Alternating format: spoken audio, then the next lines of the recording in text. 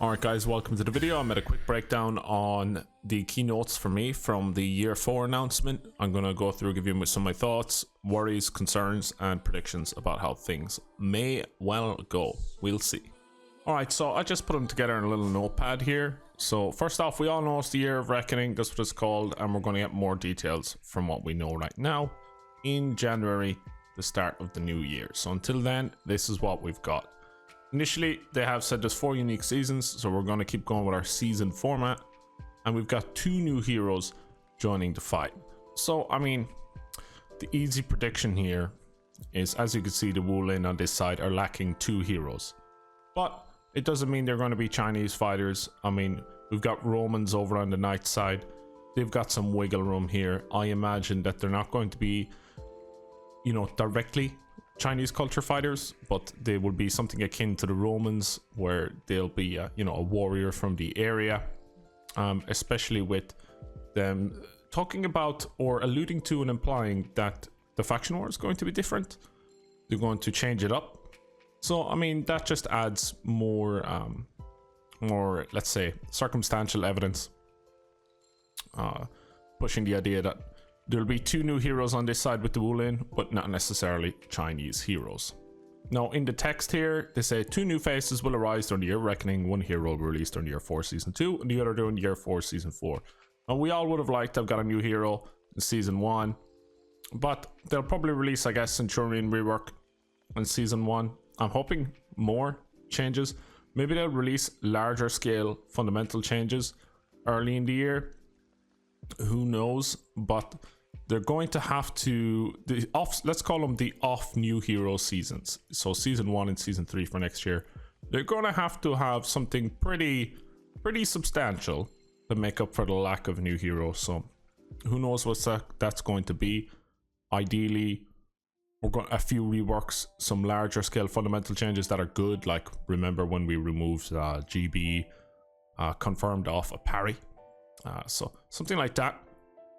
Where larger scale are the dodge standardization. So these larger scale ones that were just improvements to the game's formula on a fundamental level. So I'm hoping it's something like that in the seasons that don't have the new heroes, but we're just gonna have to wait and find out. They do say their arrival will coincide with the storyline as well as the events of the year and its seasons. So it's kind of hard to know what they mean by storyline.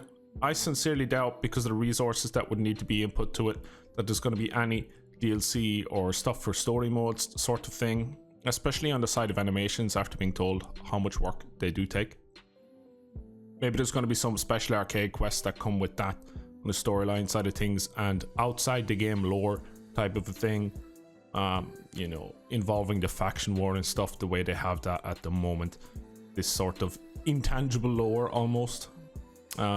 So they're saying it's all going to coincide with one another, so they've clearly got like the entire year thematically planned out, and they've got the entire year story pretty planned out. So they know what's coming for the entire year. It's not a case of, you know, they've planned 3 months in advance and they're going to tack on. They've got themes and stories. They've got stuff, you know, in the pipeline already. And they'll probably wiggle within that plan for the year based off how things go with us, testing grounds, feedback from all types of players, etc. They can't wait to find out which side we choose, so there's some shake-up going on in the faction war. They say which side you choose. Like, initially that makes you think that it's either or, one side or the other, especially with that promotional art. It does make you think that you're going to be choosing one side or the other. I think that's interesting. It would make for a closer faction war. Faction war is kind of lame. It feels like I'm a Viking. It feels like just win it every time and whatever. It could definitely do with a lot of spicing up. So I do think changing up the faction war is good. It's nice. Maybe people will get special bonuses in their battle pass without requiring premium for that in the faction war and all that. Who knows, man? But it seems okay. Plan seems all right. It really depends on what they deliver. After this, we have the fight core experience. So, I mean, interesting one, of course, because it affects us all in every single game, and every single person is affected. Like, if you're not invested in the faction war at all, you just don't care at all, the first part, you're not going to care too much. on the faction war stuff. So we're going to have what, 28 different characters. So we're starting to build quite a large roster. You remember back when this game was in like beta, was there like 6, 9 heroes you could pick or something? I can't really recall, but I mean, it was like less than a third of the current roster. So there's a lot more choice for players in For Honor these days. Well, what's really interesting here is they say they're going to use testing grounds a lot more, apparently. Well, at least it's going to have a big role, which I mean implies it's going to be used a lot more. So I'd like to predict that we're going to get at least seasonal testing grounds, where everyone can try out changes at least once a season. It should be pretty cool. Whether they leave that open the entire season long, or they'll probably do it, you know, in between events and stuff like that, where they'll leave it up for a weekend, for a week, like they did with Centurion Gladiator changes just a short while ago. I like also here that they've added the focus, and I mean, it's clear for everyone to see. I've just put numbers next to them, but they wrote it out as sentences. I mean, increasing character viability. So that implies that we're going to have especially the lower viability heroes, let's say the weaker heroes in the game, in 1v1s, 2v2s, and 4v4, are likely to be prioritized if they're looking to increase character viability, because the viability is referencing meta, and if it's referencing meta, then the heroes used in meta play are low priority. Heroes not in the meta play and never seen a meta play are going to be priorities. So whoever you think's the weakest in the game, all the group of heroes, they're more likely the ones you're going to see changes on first. The second point here is they want to allow for a wider range in team composition at a higher level play, and this is just tied to the first one. If they're looking for a wider range in team composition, then they're going to have to make weaker heroes more viable. Now, a lot of people think there's like 5, 6 viable heroes in the game right now, but there is more than that. Like for me, the 2 instant picks are Lawbringer and Shaman currently. Blackbriar's an excellent choice, but he's not an instant lock-in pick necessarily. For a couple of reasons I can outline some other time. Other than that, Raider, despite his nerfs to 1v1s being very frustrating in that manner to play now, he is a solid 4v4 pick. Walrund, solid 4v4 pick. His slow changes over time, little additions, and that little buff to punch through pushed him into popularity right now as a choice. Berserker is usable, can be very, very difficult to play, has a high skill ceiling, and struggles against bash boys and people with very good reactions. You also have Kansor, who's good. You've got Armusha here, which is usable. He's like let's say a 4th choice off pick in your team. Kiri is a good choice. Zhang Jun is a good choice.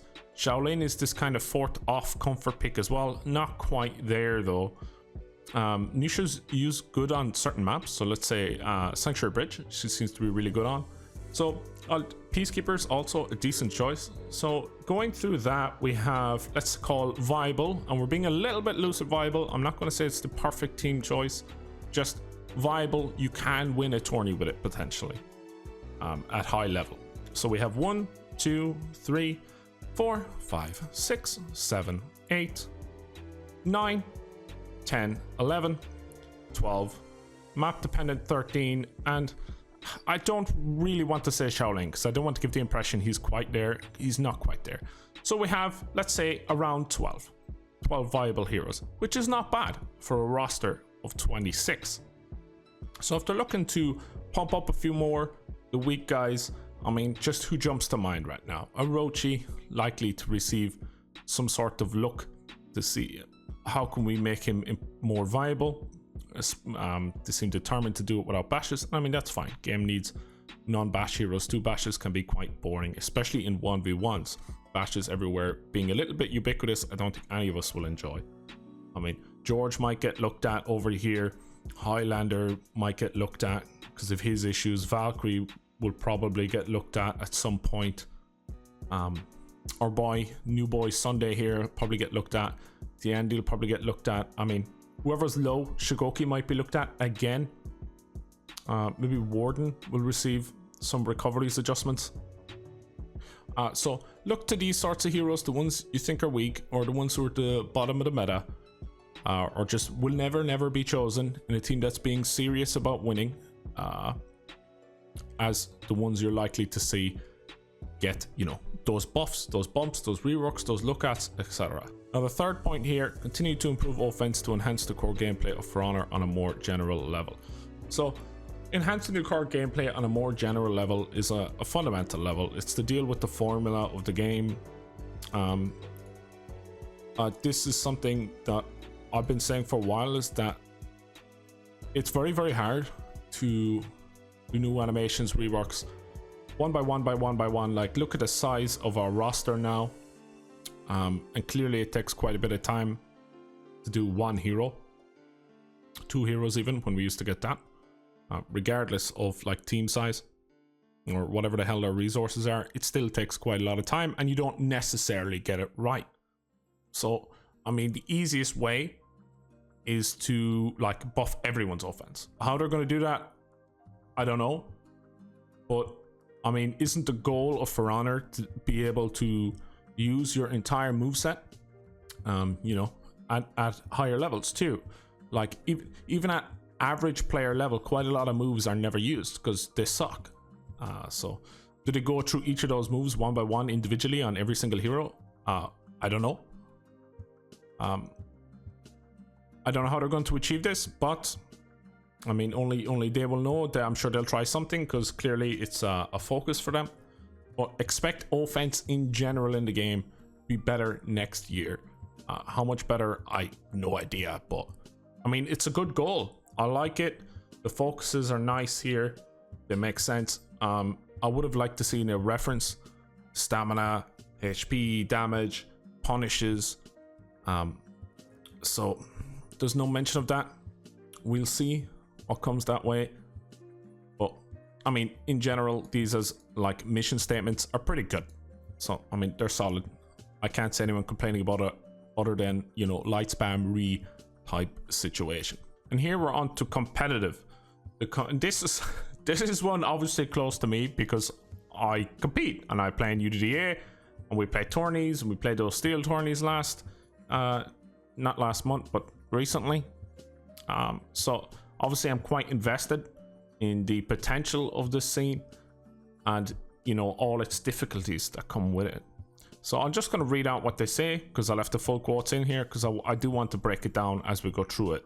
And I would love to hear what you guys think about comp and what would get you interested in it. Like, I kind of came to my mind the other day, or the other week I should say, that you know, I play Apex Legends from time to time, and I am I'm an extremely casual player, but I like to try play, you know, a way that makes sense, and I can enjoy the ranked mode despite being, well, I'm not good. I just play casually, but why can I enjoy a normalized ranked version of Apex, but there seems to be a lot of obstacles to for people in For Honor to enjoy a normalized, like, ranked version of For Honor? And no, I'm not talking about duels. Duels are not considered deep enough for competitive play by any serious competitive player in this game. At least none of the tournament winners or tournament finalists or even groups outside of that. So no, duels are not in this consideration, although 1v1 scenarios can be improved upon quite a lot, which would be nice to see, and maybe they can be pushed that way simultaneously. Who whilst Forza is being improved, who knows? We'll have to wait and see. But let's get straight into their quote. The competitive nature of For Honor has been part of the experience since the get-go. I mean, obviously something they tried, yeah.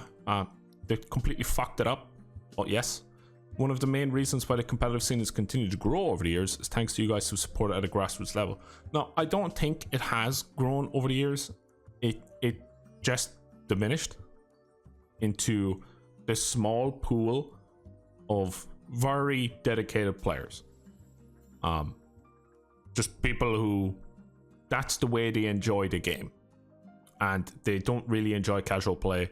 They really enjoy coordinated play and trying to make play that makes the most sense and trying to be as good as you can be within the environment that developers offer. So I don't think it's grown. I think it's diminished. Now it's a very small pool, and it's not just a small pool. It seems to be some sort of isolated island in the middle of the fucking ocean somewhere, and with no bridges to anywhere else right now. That's where comp is at the moment. Next up to say, Year 3 was the first step in better supporting the tournament competitive scene of For Honor with more visibility and community tournaments, in-game pricing, but most importantly, the introduction of spectator mode. Now, in terms of visibility, I mean, yeah, it was a bit more visible, but it could have been pushed a lot more. But I mean, it was a baby step. Those steel tournaments, they weren't like a huge, crazy. You know, they pushed it and marketed it everywhere, and I don't think it was ready to be pushed and marketed everywhere either. I'm not saying it should have been, but I mean, in terms of visibility, it was only a little bit of visibility. They didn't push it super hard, and I can understand why they didn't. It's not quite in the place where you want to expose everyone to it. Even though it is fun, it's fun to watch. I love watching it. I love watching the strategy, the macro and micro plays, as some of you guys who tune into this channel do. But no, it wasn't like pushed on visibility super hard. It was a bit, not a lot. Then we have in-game pricing. I mean, that's a nice start.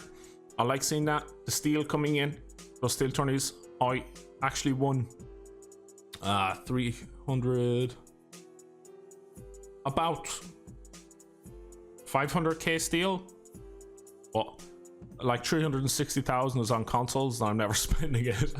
But the steel's a nice touch. I mean, it's a little bit of support. It was a good way of increasing the teams. It did get a lot more teams to participate than usual. It was way more than usual, and participation was great. So I'd like to see more of that going forward for sure. And they say about most importantly, the introduction of spectator mode. And while I like that, and the spec mode is really important, spec mode also needs a replay mode. There's a lot of people who don't have time. Like these tournaments can take forever. They can take 5-6 hours. Sometimes they're less depending on teams, and if there's a lot more teams, they're going to go on even further and longer. And people don't have time to watch all that. Without the ability to capture their highlights and best moments of these games from the correct viewing angle or correct time, you need a replay mode within spec mode. Like you need to be able to replay spec mode so you can move around the map, highlight the best bits, and you can make a video out of it, or you can make a montage out of it, or you can just make the highlights with commentary on it, or you can make analysis on it, or people can make memes on it, etc, etc, etc. The content creation is super important there to give people the tools they need to do that. So I mean, spec mode is great for live viewing. There's obviously still issues with it. It's in beta, but they also need to introduce that replay one, because that's really important for people who want to check it out, but they don't have time to watch 5 hours waiting for matches, waiting for all that stuff that happens in between, waiting for disputes and tourneys. Replay is needed so people can content create in the community who are inspired. Next up, they say the competitive scene is extremely important to us, as it is to you. It helps us grow the community and is ultimately a compass in shaping the experience of the game. Now, the competitive scene is extremely important to us as it is to you. It's not particularly important to most players.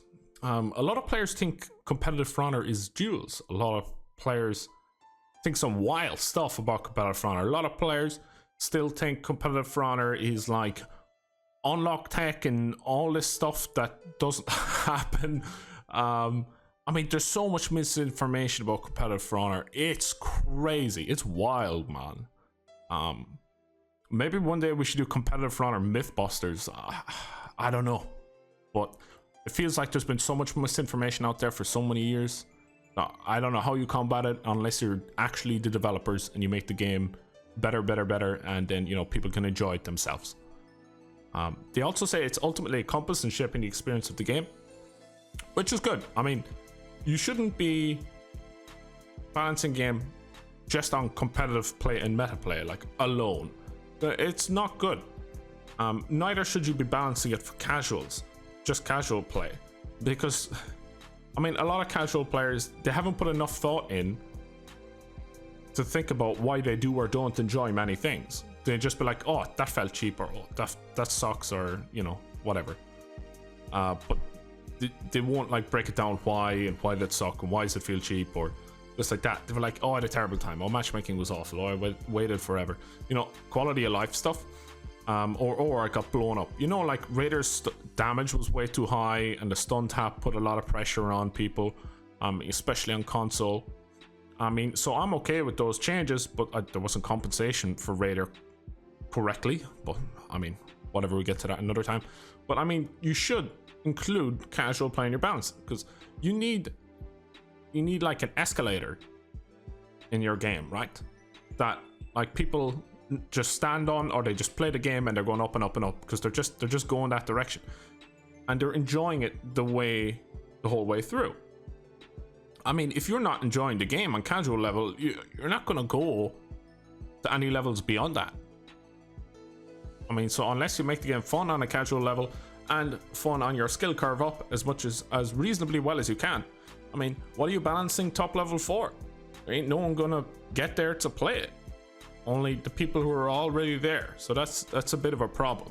So you need to figure out how to do both and make your skill curve fun. So I mean, I guess that's the key takeaway for me there.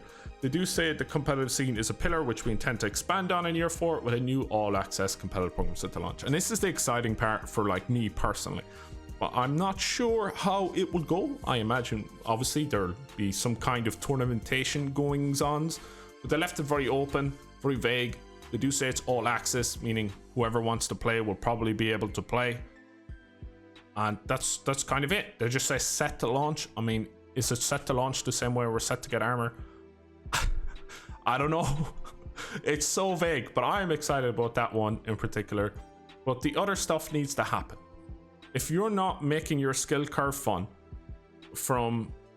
or skill curve feel good at least, you know, from the lower levels for the new players coming in and learning, to the below average, to the learning curve, to the average player, and going up from the average player to the best players in this game. If you're not like trying to make that skill curve enjoyable, I mean, you're making a tournament or competitive scene for an island in the middle of the ocean with like 30 players on it or 40 players on it. I mean, you got to give people access to that island in the middle of nowhere. You got to make them want to go to that island because it's fun there. It's fun on that island, dude. It's fun on the way to that island. It's fun. So I mean, that's what worries me most about the competitive part of For Honor, is if it's not fun on the road to higher level play and fun at higher level play too. I mean, what's the point of it all? I mean, but that's about it for me. That's kind of my thoughts on everything. I hope you guys enjoyed. I'd love to know what you think about all this stuff. Year 4, I'd love in particular to know what you think about like competitive. Do you watch it? Do you not watch it? Do you want to watch it? Are you kind of interested? Are you not? Do you care? Don't you? Do you just want to have fun in the game? I don't know, man. What do you think the issues with comp are for you from your perspective? With that, I'll catch you later. So long. So you wanna be hardcore with your hat to the back, talking about the gaps in your raps, but I can't feel that hardcore appeal that you're screaming. Maybe I'm dreaming. This ain't Christopher Williams, still some MC got the feel one. Cats, I got the feel some.